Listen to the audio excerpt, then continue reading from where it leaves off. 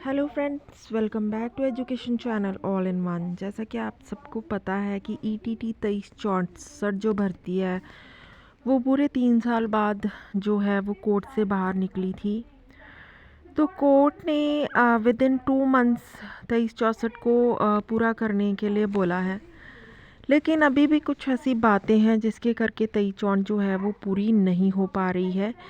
एक तो बीएड, क्योंकि कोर्ट के द्वारा ये कहा गया था कि जो रिक्रूटमेंट है 2364 की वो अकॉर्डिंग टू नोटिफिकेशन होगी। कोई भी नोटिफिकेशन में चेंज नहीं होगा, जो पहले से नोटिफिकेशन था उसी के रिगार्डिंग होगी भर्ती। तो जैसे कि बीएड का जो फैसला आया था 23 अगस्त को 2023 को कि बीएड आउट है ईटीटी से, और उसके बाद एनआईएस का आया 28/11/2023 को एनआईएस की जजमेंट आई।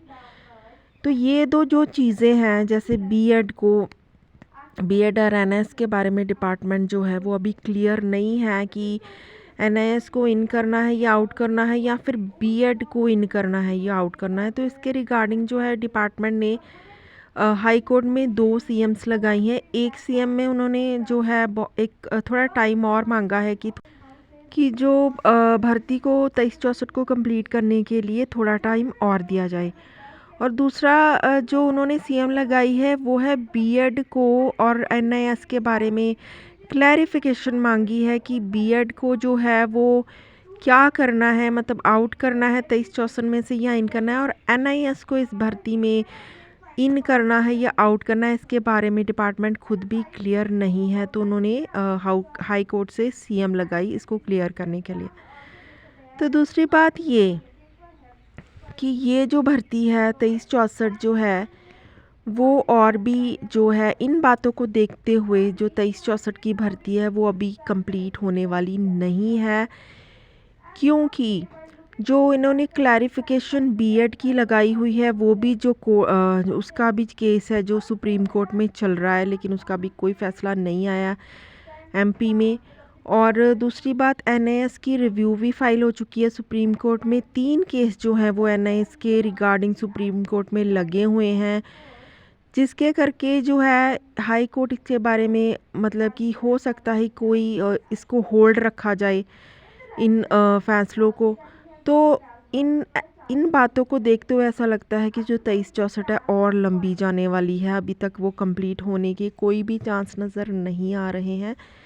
क्योंकि एनआईएस को देखा जाए तो जब तक सुप्रीम कोर्ट से कोई फ़ैसला नहीं आता तब तक उसके रिगार्डिंग हाई कोर्ट भी कोई फ़ैसला जो है नहीं ले सकता, क्योंकि उसको हाँ ऐसा हो सकता है कि उन्हें होल्ड रखा जा सकता है एनआईएस वालों को या बीएड वालों को, क्योंकि बीएड का केस भी ऑलरेडी सुप्रीम कोर्ट में चल रहा है और उसके बारे में क्लैरिफिकेशन का कोई भी जो है अभी तक फ़ैसला नहीं हुआ है। तो इन बातों को देखते हुए भर्ती जो है 2364 की अभी भी काफ़ी लंबी चलने वाली है। दूसरी तरफ ये भी सुनने में आया है कि अगर डिपार्टमेंट में ने जो है सीएम्स लगाई हैं तो उनके ऊपर रेगुलर ईटीटी की तरफ से ये प्रेशर डाला जा रहा था कि बीएड को भी बाहर निकालना है, एनआईएस को भी आउट करना है, और जो रिक्रूटमेंट है ये रेगुलर ईटीटी वालों की होनी चाहिए। तो उनके ऊपर प्रेशर डालने से क्या हुआ कि डिपार्टमेंट ने कोर्ट में जो है वो सीएम्स लगाई।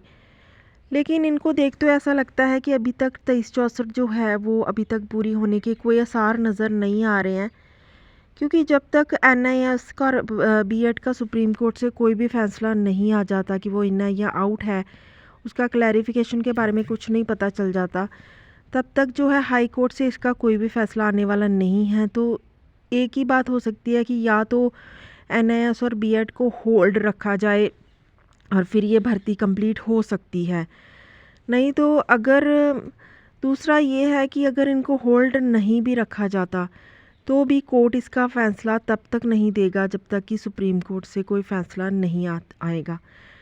तो कंक्लूज़न यही निकलता है कि 2364 है जो फिर से कोर्ट में चली गई है, और अभी इतनी जल्दी ये पूरी होने वाली नहीं है। हो सकता है बहुत समय उसको पूरी होने के लिए लग जाए, ज़्यादा से ज़्यादा 1 मंथ भी लग सकता है, 2 मंथ, 1 साल भी लग सकता है। तो ये जो है वो बहुत ही बड़ी एक प्रॉब्लम है ईटीटी 2364 के लिए। तो बहुत ही बिग अपडेट है। इम्पॉर्टेंट न्यूज़ थी जो आपको बतानी थी। Thank you.